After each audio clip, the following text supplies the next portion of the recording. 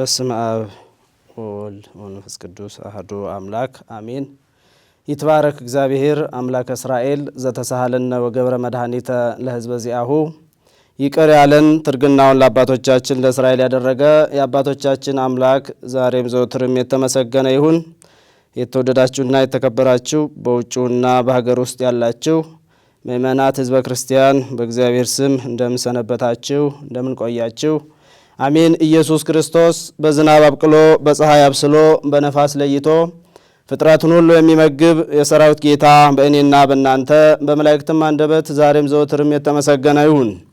እንዲሁም የሁላችን መመኪያ የሆነች ንጽሕተ ንጹሐን ቅድስተ ቅዱሳን ድንግል ማርያም ብንራብ የምታበላን፣ ብንጠማ የምታጠጣን፣ ብንታረዝ የምታለብሰን፣ ብናዝን ከሐዘናችን የምታረጋጋን፣ ብንታሰር የምታስፈታን የሁላችን ተስፋ አለኝታ ከተለዩት የተለየች ከከበሩት የከበረች ከተመረጡት የተመረጠች ንጽሕተ ንጹሐን ቅድስተ ቅዱሳን ድንግል ማርያም ስሟ የከበረና የገነነ ይሁን።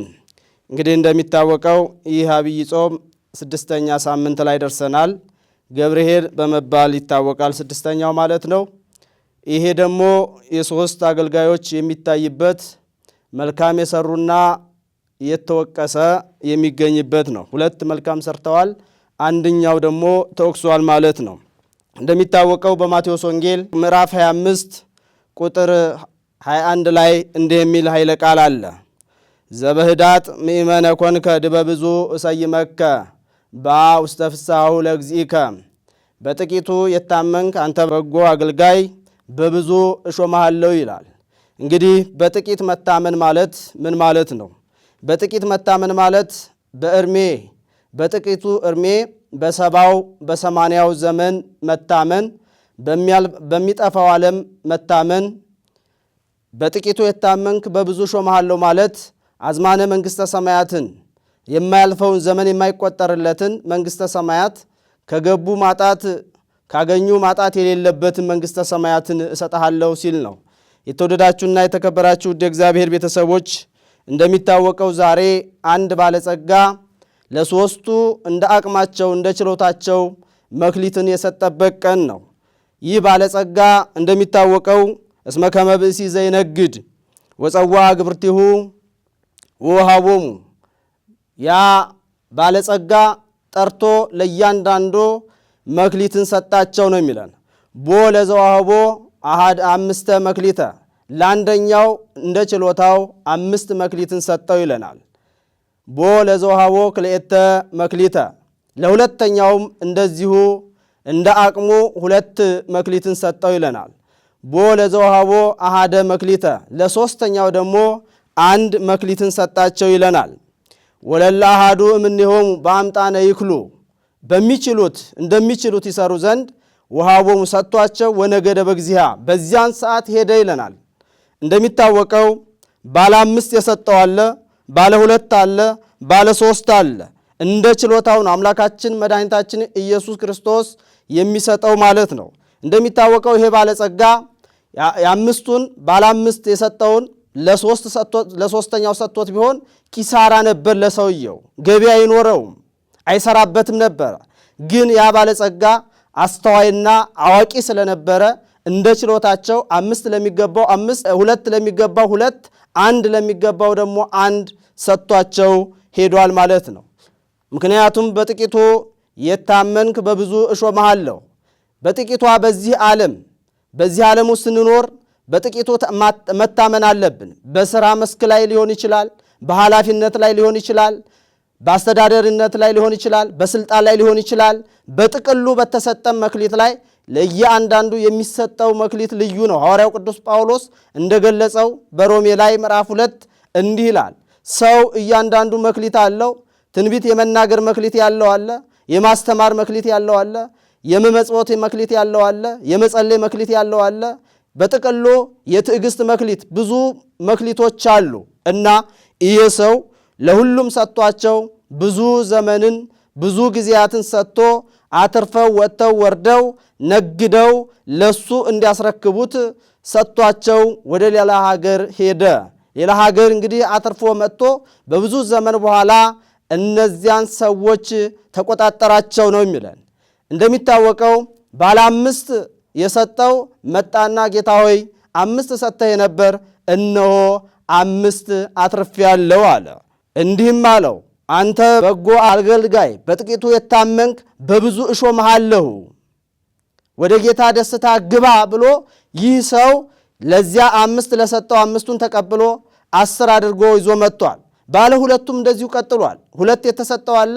ጌታ ሆይ ይሄው የሰጠኝን ገንዘብ 2 ነበረ፣ 2 አትርፌ 4 አድርጌአለሁ አለው። አንተም ተላ ደስታ ወዳለበት ግባ። ገንዘብ አይደለም የሰጣቸው፣ የሚያልቅ ተላ ደስታ ወዳለበት በብዙ ገንዘብ ላይ ከዚያ ይበልጥ በጥቂቱ የታመንክ በብዙ ትሾማለህ እንደተባለ እንደዚህ አድርጓቸዋል ማለት ነው። ባለ 1 እንደዚሁ ደግሞ መጥቶ እንደዚሁ የተሰጠው ሄዶ ቆፈረ ነው የሚለን። ወይቤሎ እግዚኦ ገብር ወምእመን ዘበሁድ ምእመነ ኮንከ ዲበ ብዙ ሰይመከ በውስተ ፍስሐው። ለእነዚህ መልካምን ከነገራቸው በኋላ ወመጻ ዘአተኒ መክሊተ ነሣ ወይቤ እግዚኦ አምረከ ከመድሩክ ብእሲ። ያ ሰው ግን አንድ የተቀበለው ወስዶ ቆፈረ እና ከምድር ቀበረው። ከዚያ በኋላ ያ ሰው በመጣ ሰዓት በጠየቀው ሰዓት አንተ ጨካኝ እንደሆንክ ክፉ እንደሆንክ ስለማውቅ ወደ ምድር ቆፍሬዋለሁ፣ እንካ ገንዘብህንም አለ። ይሄ ሰው ኪሳራን ያተረፈው፣ ያለ ማስተማር ኪሳራን፣ ያለ ማትረፍ ኪሳራን፣ የፍርሃት ኪሳራን፣ የአስተሳሰብ ኪሳራን የሆነ አትርፏል ማለት ነው። ምንም ያገኘው ነገር የለም እና አንተ እኔ ጨካኝ እንደሆንኩ ታውቃለህ ያለው። ጭራሽ ጌታውን ይከራከር ጀመር። ጭራሽ ጌታውን ይጣላ ጀመር፣ ይከስ ጀመር። የተወደዳችሁና የተከበራችሁ ወደ እግዚአብሔር ልጆች መክሊት ዛሬ ስንቶቻችንን በትክክል የሰራ ነው? ለምሳሌ ቅንነትን የቀበርን የለንም፣ ሰላምን የቀበርን የለንም፣ አስተሳሰብን የቀበርን የለንም። ከምንም በላይ ይህ መክሊት ታላቅ ነው። ሰው እንደ ስጦታው ተሰጥቶታል። ባለ 5ቱም እንደዚሁ አትርፏል፣ ባለ 2ቱም አትርፏል። ባለ 1ዱ ግን ቀበረ። ይሄ ሰው አጉረመረመ። ያ ጌታም እንዲህ አለው፣ እኔ ገንዘቡን ለሌላ ሰጥቼ ባተረፍኩበት ነበር፣ ጨካኝ እንዴት ትለኛለህ ብሎ ያን ሰው ወቀሰው። ከወቀሰውም በኋላ ወደማይጠፋው ወደ እሳት ወስዳችሁ ወደ ጨለማ ጣሉት አለ። የተወደዳችሁና የተከበራችሁ ወደ እግዚአብሔር ልጆች እንደሚታወቀው ከምንም በላይ ዛሬ መክሊቶች ብዙ መክሊቶች አሉ። ለምሳሌ ጾም መክሊት ነው፣ ጸሎት መክሊት ነው፣ ሰጊድ መክሊት ነው። እንዲህ የሚል ኃይለ ቃል ስላለ ታላቁ ጎርጎርዮስ ዘኑሲስ በምዕራፍ 37 ቁጥር 19 ላይ እንዲህ የሚል ኃይለ ቃል አለ። አቃቂር ውእያት ዘውቶሙ ጾም ወጸሎት ሰጊድ ወምጽዋት ወንጽህና ወፍቅር ወትትና እስመርትይት ሥላሴሁ ለእግዚአብሔር ይላል። ይሄ ማለት ጾም መክሊት ነው፣ ጸሎት መክሊት ነው፣ ስግደት መክሊት ነው፣ ንጽህና መክሊት ነው፣ ፍቅር መክሊት ነው፣ ትዕግስት መክሊት ነው፣ ትትና መክሊት ነው። እግዚአብሔር ማመን መክሊት ነው። በጥቅሉ እግዚአብሔር ማመን መክሊት ነው። ከምንም በላይ ብዙዎች መክሊት ያደረጉ እግዚአብሔርን አምነው ነው። ባለ 100 የሆኑ ባለ 60 የሆኑ ባለ 30 የሆኑ ስራቸውን በዚህ ዓለም ላይ ስለሰሩ ነው። በጥቂቱ የታመኑ በብዙ ይሾማሉ ማለት ነው። በዚህ በኃላፊው ገንዘብ በሚጠፋው ዓለም ውስጥ ካልታመነ ሰው በወዳኛው ዓለም ማንም ሊያምነው አይችልም። አምላካችን መድኃኒታችን ኢየሱስ ክርስቶስ በዚህ በኃላፊው ዓለም፣ በዚህ በጠፊው ዓለም፣ በዚህ ረሃብ ጥም በሚስማማው ዓለም፣ ጨለማና ብርሃን የሚፈራረቅበት ዓለም ካልታመነ በወዳኛው ረሃብ በሌለው ዓለም፣ ጥም በሌለው ዓለም፣ መራቆት በሌለው ዓለም፣ ማዘን በሌለው ዓለም፣ ብርሃን ሁልጊዜ ባለበት ዓለም ሊያምነው አይችልም። ስለ መንግሥተ ሰማያት መልካም አገልጋይ ሆኖ መገኘት ነው። ምክንያቱም ባለብዙዎች መክሊቶች አለን።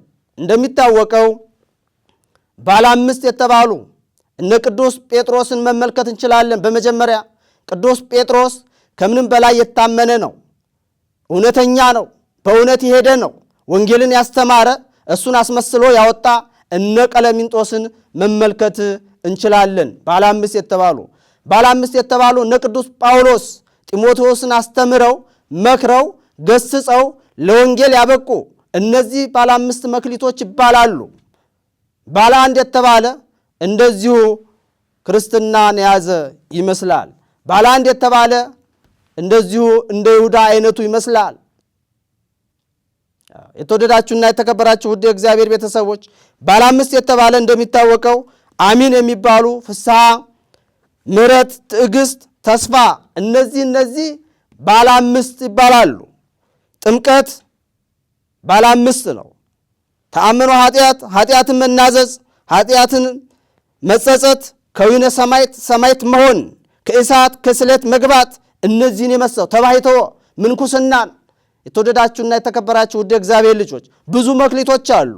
ሐዋርያው በሃይማኖተ አበው ሲናገር ታላቁ ሳዊሮስ ምዕራፍ 85 ቁጥር 39 ላይ እንዲህ የሚል ኃይለ ቃል አለ። እተአመን ዘልፈ በእግዚአብሔር ሁል ጊዜ እግዚአብሔርን አምነዋለሁ። እመኒ አፍርሁኒ ውስተ መካናት ርሁቃት፣ እነሆ በሰይፍ አስፈራርተው ወደ ሩቅ አገር ቢያሳድዱኝ እግዚአብሔርን አመልከዋለሁ፣ እግዚአብሔርን አምነዋለሁ ይላል። በእግዚአብሔር ጥርጥር የለኝም ይላል። ይሄ እግዚአብሔር ማመን መክሊት ነው። ስለ እግዚአብሔር ብሎ መሰደድ መክሊት ነው። እመኒ ወደዩኒ ውስተ እሳት ይላል። ምክንያቱም የተሰደዱ እነማን ናቸው? እንደ አትናቴዎስ እንደው አይደለም። ይሄ ሊቅ ሲያነሳ ታላቁ አትናቴዎስ ለ47 ዓመት ያህል የኖረ ነው በዚህ ዓለም ላይ በንግስና በአስተዳዳሪነት። ነገር ግን ለ15 ዓመት በሃይማኖት ተቃውሞ ተሰዶ ይኖር ነበር። ይሄ መክሊቱ ነው። እመኒ ወደዩኒ ውስተ እሳት፣ ወደ እሳት ቢጨምሩኝ አለ። እንደ ሰለስቱ ደቂቅ እንደነ አናንያ እንደነ አዛርያ እንደነ ሚሳኤል እንደነዚህ የመሳሰሉትን እንደነ ቂርቆስ እንደነ ኢየሉጣ እንደ ሌሎች ጻርቃን ሰማዕታት ቅዱሳን በሙሉ እነዚህ መክሊቶች ናቸው። እመኒ ገደፉኒ ለአናብስት ወደ ጉድጓድ ቢጥሉኝ እንደነ ዳንኤል እንደነ አግናንጤዎስ ምንጡ ለአንበሳ የተሰጡ እነዚህ ስለ መክሊታቸውን ያልቀበሩ በሃይማኖታቸው ከእሳት የገቡ በሃይማኖታቸው ከአንበሳ ጉድጓድ የገቡ በሃይማኖታቸው የተሰደዱ እነዚህ መክሊቶች ይባላሉ። እመኒ አስጠሙኒ ውስተ ባሕር፣ እነሆ ወደ ባሕር ውስጥ ቢያሰጥሙኝ። እንደነ አቡሊዲስ የሚባለው ታላቅ አባት በሃይማኖተ አበው ውስጥ እንደሚታወቀው ብዙ ተጋድሎን ያደረገ አባት ነው። ከውሃ ውስጥ የተከተተ አባት ታላቅ ነው። ይሄ አባት ከምንም በላይ እንደሚታወቀው ከባሕር ጣሉት፣ ባሕሩ ግን አንሳፈፈችው፣ ባሕሯ ጣለችው። በዚህን ሰዓት ከላይ እንደ አስፋልት ሆነለት፣ እንደ ዙፋን ሆነለት። እግዚአብሔርን ስንይዝ ባሕሩ ስንገባ ባሕሩ የብስ ይሆናል፣ ዙፋን ይሆናል፣ ባሕሩ አስፋልት ይሆናል። አይተናል። እንደነ ባሕራን ያሉትን በባሕር ውስጥ እንደሄዱ በባሕር ውስጥ እንደተጓዙ በባሕር ውስጥ እንደ አስፋልት ወይንም መኪና ይዟቸው እንደሄደ የሚመስል እንደነዚህ ያለ በባሕር ውስጥ እንኳን ቢጥሉ በባሕር ውስጥ መጣል የእግዚአብሔር ልጆች ስለ ሃይማኖት ይሄ መክሊት ነው። እመኒ ኮነኑኒ በዘዚአሁ ኩነኔ፣ በልዩ ልዩ መከራ ቢያሰቃዩኝ አለ። እንደነ ቅዱስ ቂርቆስ እንደነ ቅዱስ ጊዮርጊስ በሰማዕትነት ብዙ መከራ ቢደርስብን እመኒ መተሩኒ እመለያሌ፣ አጽቃጽቄን ቢቆርጡት እንደነ ቶማስ ስለ ሃይማኖታቸው መላ አካላቸውን፣ እጃቸውን፣ እግራቸውን፣ ጆሮአቸውን ሁሉን ነገር ተቆርጠዋል። አጽቃጽቃቸውን ስለ እግዚአብሔር ብሎ መሰየፍ፣ ስለ እግዚአብሔር ብሎ መሰደድ ይሄ መክሊት ነው። አንሰ እይክህድ ሃይማኖቴ፣ እኔ ሃይማኖቴን አልክድም። በሃይማኖት መጽናት በሃይማኖት መኖር የሚያሳይ ነው። ይሄ ሳምንት እንደሚታወቀው 6ኛው ሳምንት ከምንም በላይ መልካም ሰሪዎችና ክፉዎች የሰሩበት ጻርቃንና ኃጥአን የሚገኙበት ሳምንት የወቀሳና የመልካም ተሳትፎ ያለበት ሳምንት ነው። ከምንም በላይ እንደሚታወቀው ይህንን ያደረጉ መልካም ያደረጉ ናቸው። እንደሚታወቀው ባለ አምስት የተባለ ፍጹም ባለጸጋ ነው። ባለጸግነት መክሊት ነው። ባለጸጋ ሆኖ ቢሰጡበት፣ ቢመጸውቱበት፣ ቢያበሉበት፣ ቢያጠጡበት፣ ቤተ መቅደስ ቢሰሩበት፣ የተለያየ ሥራ ቢሰሩበት ይሄ መልካምነት ነው። ይሄ መክሊት ነው። የማይጠፋ መክሊት ማለት ነው። ባለ ሁለት እንደ መጠኑ ባለጸጋ ባለ አንድ ፍጹም ድሃ ነው ይለናል። ባለጸጋ የምንላቸው የምንድን ነው? እንደነ አብርሃም እንደነ ኢዮብ ያለ ባለጸጋ በዚህ ላይ አሉ። እንደሚታወቀው የሥጋ ባለጸጋ ብቻ አይደለም፣ የነፍስ ባለጸጋ። አብርሃም በሥጋ ባለጸጋ ነው፣ በነፍስም ባለጸጋ ነው። እያበላ እያጠጣ የነፍስ መክሊትን የያዘ ታላቅ ነው፣ ከምንም በላይ ማለት ነው። እንደሚታወቀው እነዚህ ባለ አምስት ይባላሉ። እነ ኢዮብ እንደሚታወቀው ሦስቱን ዓለማት ያዩ ናቸው። ባለጸግነታቸው ይህ ቀረ የማይባል 3 ዓለማትን ያዩ እዚህ ዓለም ላይ ኖረው፣ በመጀመሪያ ኢዮብ ባለጸጋ ነበረ። ሁለተኛው ደግሞ ድህነትን አየ። ሦስተኛው ደግሞ ብልጽግናን ተመለሰለት። ስለዚህ ይህንን ዓለም አይቷል ማለት ነው። ይሄ በነፍስም በሥጋም ብልጽግናን ያሳያል ማለት ነው። እንደሚታወቀው ከምንም በላይ መክሊት የሚባሉት እነዚህ ናቸው። መልካም ነገሮች፣ የእግዚአብሔር ስጦታዎች የተለዩ ናቸው። እንደሚታወቀው መክሊት የእግዚአብሔር ስጦታ ነው፣ አይነቱ ብዙም ቢሆን ማለት ነው። ለምሳሌ ምግበ ነፍስ የሚባሉ የሆነ ትምህርት መክሊት ነው፣ ምክር መክሊት ነው፣ ተግሳጽ መክሊት ነው፣ ንስሐ መክሊት ነው፣ ቀኖና መክሊት ነው፣ ሥጋው ደግሞ መክሊት ነው። እነዚህን ሁሉ መያዝ የተወደዳችሁና የተከበራችሁ ብዙ መክሊት አለ። ለምሳሌ ማስተማር መክሊት ነው፣ ማብላት ማጠጣት መክሊት ነው፣ ማስተዳደር መክሊት ነው። እነዚህን የመሰሉ እንደነዚህ አይነቶቹ መክሊት ይባላሉ። እና ከምንም በላይ ይሄ ሰው ወደ ጭቅጭቅ ነው የገባው፣ ወደ ንትርክ ነው የገባው ስላልሰራ እና የዚህ ዓለም ባለጸጋ እንደሚታወቀው በምሳሌ ለደቀ መዛሙርቱ ነግሯቸዋል። ባለጸጋ የተባለ አምላካችን መድኃኒታችን ኢየሱስ ክርስቶስ ነው። እንደሚታወቀው ለስንቶቻችን መክሊት ሰጥቶናል። የማስተማር መክሊት፣ የመምከር መክሊት፣ የምናኔ መክሊት፣ የምንኩስና መክሊት፣ እነዚህን የመሰሉ ክርስቶስ በኋላ ከእጃችን የሚፈልግ ነው። ወኩን ምእመነ እስከ ለሞት ወእሁበከ አክሊለ ሕይወት፣ እስከ ሞት ድረስ የታመንክሁን የሕይወትንም አክሊል እሰጥሃለሁ ይላል። ታላቁ እንደሚታወቀው የቤተ ክርስቲያናችን ሊቅ የሆነው ቅዱስ ዮሐንስ ሲናገር እስከ ሞት ድረስ የታመንክሁን የሕይወትንም አክሊል እሰጥሃለሁ። የሕይወትን አክሊል እስከ ሞት ድረስ መታመን የሕይወትን አክሊል ይሰጠናል ማለት ነው። እንደሚታወቀው ቅዱስ ባሕረ ጥበባት የሆነው ቅዱስ ያሬድ ሲናገር የዓለማችን ሊቅ የሆነው እንዲህ ይላል። እሙንቱ አግብርት እለበተአምኖ ተጋደሉ ወረከቡ ተስፋሆሙ ክርስቶስ ሀታ ተወኪሎም ኪያሁ ተአሚኖሙ አደው እሞት ውስተ ሕይወት ይላል። ይሄ ማለት ምን ማለት ነው? በእምነት የተጋደሉ ተስፋቸው ክርስቶስን ያገኙ አገልጋዮች ብፁዓን ናቸው።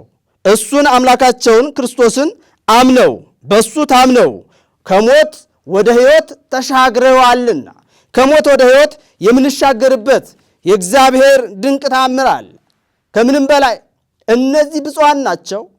ብፁዓን መባል ከምንም በላይ መጋደል ስለ ክርስቶስ ብሎ ይሄ መክሊት ነው።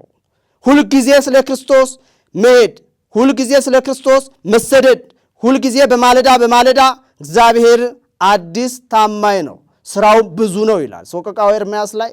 ማለዳ አዲስ ነው፣ ታማኝነትም ብዙ ነው ይላል። ታማኝነቱ የእግዚአብሔር ብዙ ነው፣ የሚያደርገው ነገር ብዛት አለው እና ከምንም በላይ አሁንም ባሕረ ጥበባት ቅዱስ ያሬድ በጾመ ድጓው ላይ በዚሁ ሳምንት ላይ እንደምናገኘው ሲናገር እንዲህ ይለናል።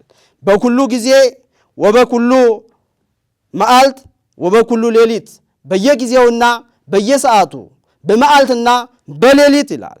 ኦ ገብርኄር ወምእመን ተቀነዩ ለእግዚአብሔር፣ አንተ መልካም አገልጋይ ለእግዚአብሔር ተገዛ ይላል። በጊዜም በሰዓትም በመዓልትም በሌሊትም፣ በመዓልት ለእግዚአብሔር መገዛት፣ በሌሊትም እንደዚሁ ግደል፣ ስረቅ፣ ዘሙት የሚል ሐሌው ብነሳበት ይሄንን መተው፣ ለእግዚአብሔር መገዛት፣ እግዚአብሔር እንዳለ ማሰብ፣ ጨለማን ተገን አድርጎ ወንጀል አለመስራት፣ ቤትን ተገን አድርጎ እንደዚሁ ግድግዳን ተገን አድርጎ መልካም ስራ እንጂ ክፉ ስራ መስራት እንደማይገባ እንዲህ ይለናል። ኦ ገብር ወምእመን ተቀነዩ ለእግዚአብሔር ጹሙ ወጸልዩ በንጹህ ልብ ይላል። በንጽህና ልብ ጾሙ ጸልዩ ይለናል። ወአክብሩ ሰንበተ በጽድቅ በእውነት ሰንበትንም አክብሩ ይላል። ለቢጽክሙ ሰናይ ሐልዩ እስመ አብ ይሄሊ በእንቲአክሙ፣ ለጓደኞቻችሁም መልካም ነገር አስቡ ስለ እናንተ አብ እግዚአብሔር ያስባልና ይላል ቅዱስ ጴጥሮስ በመልእክቱ ላይ ሲናገር አንደኛ ጴጥሮስ ምዕራፍ 5 ቁጥር 6 ጀምሮ እንዲህ የሚል ኃይለ ቃል አለ። ጥበቡ ወኩሎ ህሊናክሙ ግድፉ ለእግዚአብሔር እስመ ይሄሊ በእንቲአክሙ ሐሳባችሁን ሁሉ ጭንቃታችሁን ሁሉ በእግዚአብሔር ላይ ጣሉት ይልና ጥበቡ እንከ ወአጥበቡ ልበክሙ እስመ ጸላእክሙ ጋኔል ይጥህር ከመ አንበሳ ወይሐስስ ዘይውጥ አጽንዑ ቀዊመ በሃይማኖትክሙ በሃይማኖታችሁ ጸንታችሁ ባለጋራችሁ ዲያብሎስን አሸንፉት። ምክንያቱም ጥንተ ጥላታችሁ ዲያብሎስን በጥበብና በብልሃት ኑሮ በመጾም በመጸለይ በሃይማኖት እያለ ይህን ይዘረዝራል ማለት ነው። እና ወአግዕዝዋ እመኃጢአት ለነፍስክሙ ነፍሳችሁንም ከኃጢአት ነፃ አውጧት። ስንቶቻችን ነፍሳችንን ከኃጢአት አድነናል? ከምንም በላይ ይሄ ነው። አሚን ማለት እንደሚታወቀው ባለ አምስት ነው። እንደሚታወቀው እነ ቅዱስ ጴጥሮስን ዘርዝረናል። እነ ቅዱስ ጳውሎስ እንዴት አድርገው አስተምረው ማስተማር። ባለ አንድ የተባለ ደግሞ ተምሮ ያላስተማረ ስለትን፣ ፍርሃትን፣ ጥርጥርን እነዚህን ያሳደረ መናፍቃን ቢመልሱ ቢጠይቁኝ ምላሽ የለኝም ብሎ የተወ መምህርን ይመስላል። አላውያን ነገስታት መሳፍንት ስለቱን ቢያሳዩኝ እሳቱን ቢያሳዩኝ ብሎ የፈራ ይመስላል ማለት ነው። እና ባለ አምስት የተባሉ አሚን ናቸው። አሚን ማለት የመጀመሪያው አንደኛው አሚን ማለት ሃይማኖት ማለት ነው። በሃይማኖት መጽናት ይሄ መክሊት ነው። ከምንም በላይ በሃይማኖታችን ከጸናን መክሊት ይባላል። ወአንትሙሰ አዊነ ህንጹ ርእሳክሙ በሃይማኖት ቅድስት ይላል። እናንተስ ራሳችሁን ቅድስት በሆነች በምትሆን ሃይማኖት ራሳችሁን አንጹ ይለናል። ራሳችንን ማነጽ በሃይማኖት፣ ራሳችንን ማጎልበት በሃይማኖት፣ የሃይማኖት ዝናር መታጠቅ፣ የጾም ዝናር መታጠቅ፣ የጸሎት ዝናር መታጠቅ ይሄ መክሊት ነው። እና ይሄ አንደኛው ሲሆን ሁለተኛው እንደሚታወቀው ተስፋ ይባላል። ተስፋ በእግዚአብሔር ላይ መተማመን። እንደሚታወቀው ዘበላይሉ ሀልዩ ወአኮ ዘበምድር ይላል። በምድር ያለውን ሳይሆን በሰማይ ያለውን ተስፋ እዩ፣ ተመልከቱ። ቆላሲስ 3:1 ላይ ጀምረን ስንመለከት በምድር ላይ ያለውን ሳይሆን በሰማይ ያለውን፣ ዛሬ ያጣን ነገ እናገኛለን፣ ዛሬ የተራብን ነገ እንጠግባለን፣ ዛሬ የተራቆትን ነገ እንለብሳለን። በጥቅሉ ዛሬ የተሰደድን ነገ እንመለሳለን፣ ዛሬ ያዘንን ነገ እንደሰታለን። ይሄ በተስፋ በእግዚአብሔር ላይ ይመጣል። እግዚአብሔርን ተስፋ ማድረግ፣ እግዚአብሔርን አለኝታ ማድረግ፣ እግዚአብሔርን ጋሻ ማድረግ፣ እግዚአብሔርን መከታ ማድረግ፣ እግዚአብሔርን እንደሚመግበን እግዚአብሔር እንደሚያበላን ይሄ መከታ ማድረግ ተስፋ ማድረግ ነው። ሁለተኛው ማለት ነው። ሶስተኛው ፍስሐ ነው። ፍስሐ የሚባለው ደስታ። ሐዋርያው ቅዱስ ጳውሎስ ተፈሱ በእግዚእነ ዘልፈ ይላል። ፊልጵስዩስ 4:4 ላይ ሐዋርያው ቅዱስ ጳውሎስ አስረግጦ ሲናገር ሁል ጊዜ በእግዚአብሔር ደስ ይበላችሁ ይላል። ይሄን መልእክት ሲጽፍ በእስር ቤት ነው ያለው ሐዋርያው ቅዱስ ጳውሎስ ማለት ነው። ነገር ግን በዚች ምዕራፍ ውስጥ ለ16 ጊዜ ደስ ይበላችሁ፣ ፈጽሞ ደስ ይበላችሁ፣ በመታሰራችሁ፣ በመሰደዳችሁ፣ በመራባችሁ፣ በመጠማታችሁ ሊከፋችሁ አያስፈልግም። በክርስቶስ ደስ ይበላችሁ። ምክንያቱም ክርስቶስን የያዘ ከባሕር ውስጥ ሲገባ ይደሰታል። ክርስቶስን የያዘ ከእሳት ውስጥ ሲገባ ይደሰታል። ክርስቶስን የያዘ በጨለማ ውስጥ ይደሰታል። ክርስቶስን የያዘ ከእስር ቤት ይደሰታል። አይተናል። ክርስቶስን ይዘው የሄዱ በዚያም በሄዱበት በስደት ቦታ ታማኝ የሆኑ መልካም አገልጋይ እነ ዮሴፍን መመልከት እንችላለን። ባጭሩ ቅዱስ ዮሴፍ ብእሲተ ጲጥፋራ ምን እንደምታደርገው ነበረ። በዚያ ቤት ውስጥ ታማኝ ሆነ፣ መልካም አገልጋይ ሆነ፣ ቅን አገልጋይ ሆነ። እግዚአብሔርን የሚፈራ እግዚአብሔርን የሚያመልክ ለተሰጠው ኃላፊነት ታማኝነቱን የተወጣ ታላቅ ነው። እንደሚታወቀው ከምንም በላይ ሁልጊዜ በእግዚአብሔር ደስ ይበላችሁ ይላል ሐዋርያው ቅዱስ ጳውሎስ። ሁልጊዜ በእግዚአብሔር ደስ ሊለን ያስፈልጋል። መልካም እየሰራን፣ መልካም አገልግሎት እያገለገልን፣ መልካም ሥራ እየሰራን፣ በጎ ሥራ እየሰራን በእግዚአብሔር ሁልጊዜ ደስ ይበላችሁ እንደተባለ ደስታ እንደሚታወቀው በዚህ ዓለም ደስ አይበላችሁ፣ ነገር ግን በሰማይ ዋጋችሁ ስለሆነ ደስ ይበላችሁ ይላል። በሰማይ ነው የኛ ዋጋ፣ በሰማይ ነው የኛ ክብርና በዚህ ደስ ሊለን ያስፈልጋል። አራተኛው ምሕረት ይባላል። ምሕረት ማለት የእግዚአብሔር ቸርነት፣ የእግዚአብሔር ምሕረት ነው። የራስን ምሕረት፣ የራስ ምሕረት አለ። ቆርሶ ማጉረስ፣ ቀዶ ማልበስ፣ እነዚህ ሥጋዊ ምሕረት ይባላሉ። የእግዚአብሔር ቸርነቱ ወአንሰ በብዛ ምሕረትከ እበው ቤተከ ይላል ቅዱስ ዳዊት። በይቅርታና በቸርነት ብዛት ወደ ቤት እገባለሁ። ወደ እግዚአብሔር ቤት የምንገባው በሱ ቸርነት ነው። ውለን የምናድረው በእግዚአብሔር ቸርነት ነው። እግዚአብሔር ያላደረገልን ነገር የለም እና በእግዚአብሔር ቸርነት እናንተ ለመሆኑ ይላል ሐዋርያው ቅዱስ ጳውሎስ በሮሜ መልእክቱ ላይ ምዕራፍ 2:4 ላይ ሲናገር እንደሚል ኃይለ ቃል አለ። በእውኑ እግዚአብሔርን ትጠራጠራላችሁ? በምሕረቱ በንስሐው ለምን ትጠራጠራላችሁ? ምሕረቱ የሚያልቅ ነውና ብሎ ይናገራል ማለት ነው። ይሄ ምሕረት ይባላል ማለት ነው። አምስተኛው ትዕግስት ይባላል። ትዕግስት እንደሚታወቀው ትዕግስት አንዱ መክሊት ነው። ትዕግስት ከሌለን ሁሉም ማግኘት አንችልም። በጥቅሉ ከእግዚአብሔር ጋር መኖር አንችልም። ወበትዕግሥትክሙ ታጠርይዋ ለነፍስክሙ ይላል የሉቃስ ወንጌል ምዕራፍ 21 ላይ ስንመለከት በትዕግሥታችሁ ብዛት መንግሥተ ሰማያትን ትገዙታላችሁ፣ እጅም ታደርጋላችሁ። መንግሥተ ሰማያትን የምንገዛው እጅ የምናደርገው በእግዚአብሔር ቸርነት ነው። እግዚአብሔር ሁሉን ነገር ማድረግ ይቻለዋል። እግዚአብሔር ከምንም በላይ ስለሚያደርግልን ነውና ለዚህም ነው ሲናገር መልካም አገልጋይ የታመነ ነው። እግዚአብሔርን መፍራት ከምንም በላይ መልካም አገልግሎት ነው። እግዚአብሔርን ፈርተን ስንኖር ማለት ነው። እንዲህ ይላል ቅዱስ ዳዊትን በመዝሙር 111ኛው ላይ ቁጥር 1 ላይ ሲዘምር ብፁዕ ብእሲ ዘይፈርሆ ለእግዚአብሔር ወዘይፈቅር ትእዛዞ ፈርፋደ ይላል። የእግዚአብሔርን ትእዛዝ የሚጠብቅ ሰው ንዑር ነው ክቡር ነው ካለ በኋላ ብፁዕ ውእቱ ብፁዕ ነው ኦ ገብር ምእመን ዘበሁድ ምእመነ ኮንከ ድበ ብዙ ሰይመከ በውስተ ፍሥሓሁ ለእግዚእከ። መልካም አገልጋይ ወደ ሆነው ወደ ክርስቶስ ግባ። ከምንም በላይ የተወደዳችሁና የተከበራችሁ ውድ የእግዚአብሔር ልጆች ይሄ ሳምንት እንደሚታወቀው የሁለቱ መልካም አገልግሎት ውጤታማን ያሳያል፣ የአንዱን ኪሳራን ያሳያል። ለምሳሌ ይሄ ገብርኄር የተባሉበት መልካም አገልጋይ እና ሰነፍ አገልጋይ የታወቀበት ሳምንት ነው። በዚህ ዓለም ላይ መልካም አገልጋዮችና ሰነፍ አገልጋዮች መኖር እንደሌለበት፣ ትጉ መሆን እንዳለበት፣ ግብርናም በግብርናው ትጉ መሆን አለበት፣ ገበሬም ማስተማርን በማስተማሩ መምከርን በመምከር ብሕትውናውን በብሕትውና ምንኩስናውን በምንኩስና ይሄንን የመሰለውን መክሊት የምናይበት ጊዜና ሰዓት ነው። ከምንም በላይ እግዚአብሔር መክሊት የሰጠን እግዚአብሔርን መፍራት ራሱ መክሊት ነው። እግዚአብሔርን ማወቅ መክሊት ነው። ከእግዚአብሔር ጋር መኖር መክሊት ነው።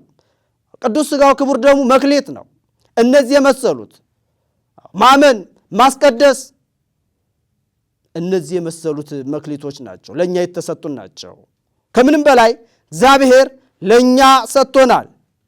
የተወደዳችሁና የተከበራችሁ ውድ እግዚአብሔር ልጆች በጥቂቱ የታመንክ አንተ በጎ አገልጋይ በብዙ ሾመሃለሁ በውስተ ፍሥሓሁ ለእግዚእከ። ታላቅ ደስታ ወዳለበት ግባ። ይሄ ሰው መልካምነታቸውን ኃላፊነታቸውን ከተወጡ በኋላ ቆጥሮ አልሰጠም። በመላው ላይ ተሰልፈዋል ወይንም ኃላፊነት ተሰጥቷቸዋል ማለት ነው። ለእያንዳንዱ ያስፈልጋል ኃላፊነት፣ ታማኝነት ማለት ነው። ከዚያ በኋላ ተቆጥሮ አይሰጠንም። ምክንያቱም ኃላፊነቱን አይተዋል፣ ታማኝነቱን አይተዋል እና በዚህ በኃላፊው ዓለም ይህን ታማኝነት በሃይማኖት ታማኝነት፣ በምግባር ታማኝነት፣ በትሩፋት ታማኝነት፣ በምጽዋት ታማኝነት እነዚህ የመሰሉት የዋህነት መክሊት ነው። እነዚህ ቅንነት መክሊት ነው። ቸርነት መክሊት ነው። ፍቅር መክሊት ነው። እነዚህን መፈጸም ነው። እነዚህ ምክንያቱም ፍቅረ እግዚአብሔርና ፍቅረ ቢጽ ብቻ ናቸው የሚቀሩት። እነዚህ ሁለቱ መክሊቶች መልካም መክሊት መሆን አለባቸው እና የተወደዳችሁና የተከበራችሁ ውድ እግዚአብሔር ልጆች ይሄ መክሊት ታላቅ ነው። አሁን የመልካም አገልጋይነትና የወቀሳ አገልጋይ የሰነፍና የበጎ አገልጋዮች የሚነገርበት ሳምንት ነው ያለው ማለት ነው እና አምላካችን መድኃኒታችን ኢየሱስ ክርስቶስ በሰጠን በጥቂቱ ነገር መታመን እንዳለብን፣ በሃይማኖታችን መታመን እንዳለብን፣ በማስተማራችን መታመን እንዳለብን፣ በምንሰራው በጎ ኃላፊነት ሁሉ እግዚአብሔር መክሊት የሆነውን አይተን እግዚአብሔር መክሊት እንድናይ፣ ድንግል ማርያም መክሊታችን እንድናይ፣ መላእክትን መክሊታችን ናቸው፣ ለእኛ መክሊቶች ናቸውና ይህን መክሊት እንድንጠቀም እግዚአብሔር ይርዳን። በጥቂቱ የታመንክ በብዙ ሾመሃለሁ ወደ ታላቅ ደስታ ግባ እንደተባለ እኛም በጥቂቱ ታምነን በዚህ በ80 በ70 ዘመን ታምነን በአዝማነ መንግሥተ ሰማያት ዘመን በማይቆጠርበት መንግሥተ ሰማያት እንድንኖር የእሱ መልካም ፈቃድ ይሁንልን። እንግዲህ በማቴዎስ ወንጌል ምዕራፍ 25 ቁጥር 21 ላይ መነሻ በማድረግ ለጥቂት ስንነጋገር ቆይተናል። አምላካችን መድኃኒታችን ኢየሱስ ክርስቶስ ሲያስተምረንና ሲመክረን ሲገስጸን የነበረ ልዑለ ባሕርይ እግዚአብሔር ያስተማረን የመከረን ስሙ የተመሰገነ ይሁን። ወስብሐት ለእግዚአብሔር ወለወላዲቱ ድንግል ወለመስቀሉ ክቡር። ይቆየን።